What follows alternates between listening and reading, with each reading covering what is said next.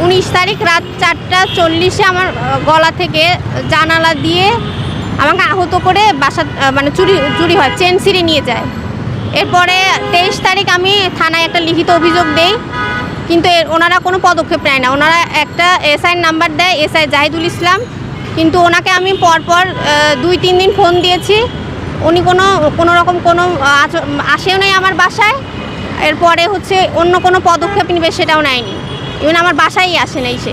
এরপর জানালা খুলে পর্দা সরায় মশারিটাকে সিগারেট দিয়ে পুড়ায়, এর মধ্যে হাত দিয়ে তারপরে আমার গলা থেকে টান দিয়েছে। থানা থেকে বলছে যে ওনারা তো আগে একটু হাসাহাসি করলো, যে ওনাদের কালকে আমি গেছি, ওই 2 মহিলা বলে আমার নিজেরই 1 ভরির একটা চেন নিয়ে গেছে। তো ওনারা কি এটা উনি নিজেদের ব্যর্থতা বোঝাচ্ছে? তো ওনার নিজেরটাই উনি খুঁজে পায় নাই, আর আমারটা কীভাবে খুঁজে দিল? উনি এরকম ধরনের কথা বললো এটাই আর পাওয়া যায় না। তো ওনাদের নিজেদের ব্যর্থতা বোঝাচ্ছে না এখানে না, আটানি এরকম আটানি ছিল।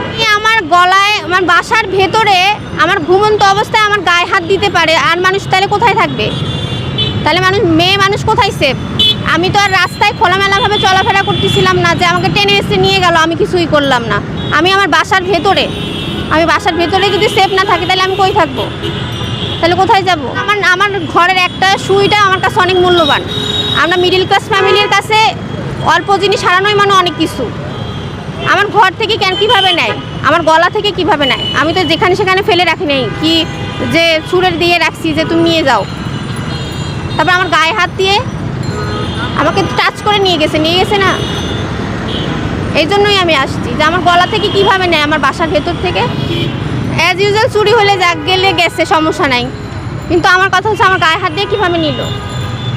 আমি যদি আমার বাসার মধ্যেই সেফ না থাকে, আমি কোথায় থাকবো? তাইলে আমার জিনিস ফেরত চাই, এবং চোরের যাতে দৃষ্টান্তমূলক শাস্তি হয়। সেকেন্ড টাইম কারোর বাসার ভেতরে যে এভাবে চুরি যেন না করে। জানালা ঠাই লাগানো ছিল, এখন সে কি লকটা খুলছে আমি সেটা সঠিকভাবে জানি না, সে কিভাবে খুললো।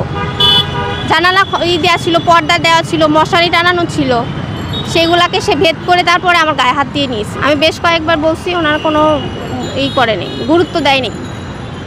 আমার নাম আবিদা সুলতানা, আমার বাসা শনির আকড়া পাটের বাগ, কদমতলী থানার আন্ডারে।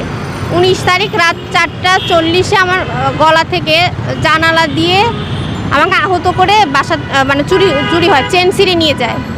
এরপরে 23 তারিখ আমি থানায় একটা লিখিত অভিযোগ দেই, কিন্তু ওনারা কোনো পদক্ষেপ নেয় না। ওনারা একটা এসআইয়ের নাম্বার দেয়, এসআই জাহিদুল ইসলাম, কিন্তু ওনাকে আমি পরপর 2-3 দিন ফোন দিয়েছি, উনি কোনো রকম আসেও নেই আমার বাসায়।